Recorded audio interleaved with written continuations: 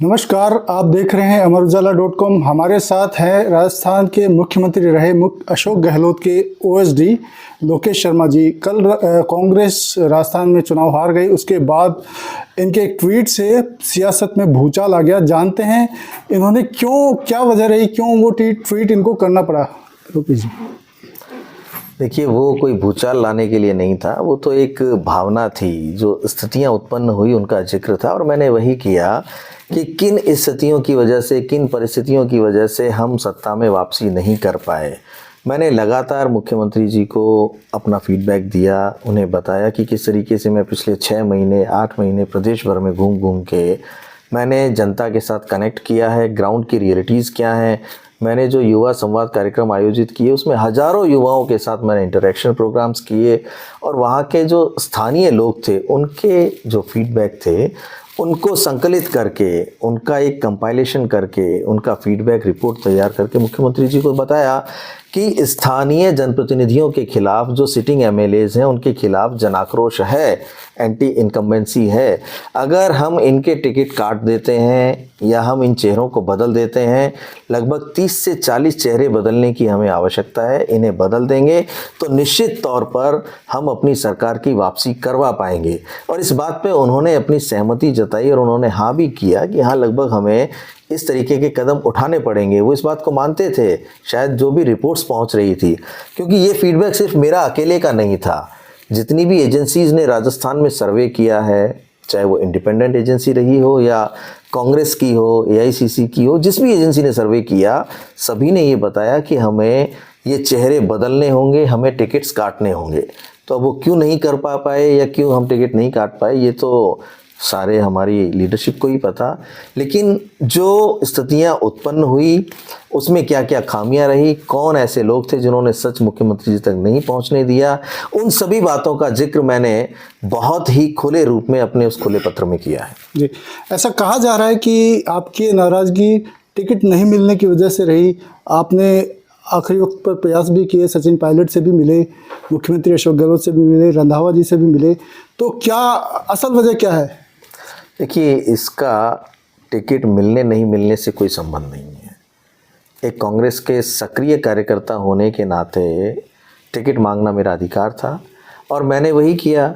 मैंने टिकट मांगा। ये निर्णय तो पार्टी को करना था ना कि वो मुझे टिकट देगी या नहीं देगी। तो पार्टी ने नहीं दिया, कोई बात नहीं, लेकिन इसको इस तरह से जोड़ना कि मैं इस बात से कोई लेके नाराज़गी जाहिर कर रहा हूँ, इसका इससे कोई संबंध नहीं है। मैं अपनी वो पीड़ा जाहिर कर रहा हूँ जो एक कार्यकर्ता के रूप में की जानी चाहिए या होनी चाहिए।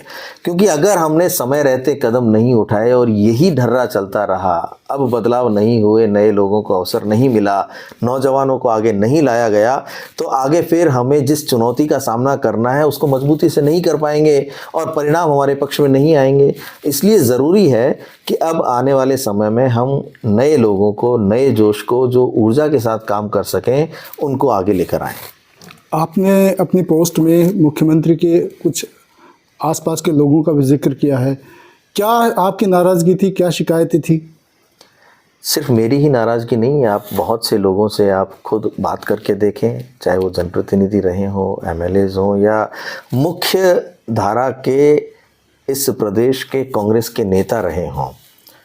लोग नाम लेके आपको बताएंगे कि इन पर्टिकुलर लोगों ने हमें मुख्यमंत्री जी से मिलने नहीं दिया या हमें समय तक नहीं लेने दिया। तो ये तो आम बात हो गई है। प्रदेश के बहुत से लोग इस बात को स्वीकार करते हैं कि अगर समय रहते हमें मिलने दिया गया होता, हम अपनी बात पहुंचा पाते, तो सच उन तक पहुंचता।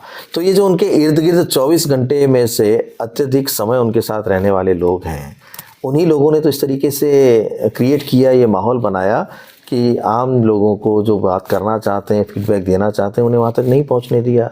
तो मेरी कोई व्यक्तिगत नाराज़गी नहीं है।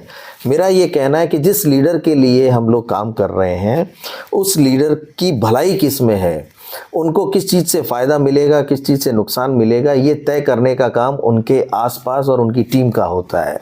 इसलिए अगर सच और सच्चाई उन तक नहीं पहुंचने दी जाती, तो ये एक, कहते हैं ना कि पाप करने का काम होता है। इससे नुकसान तो लीडरशिप का ही हुआ ना।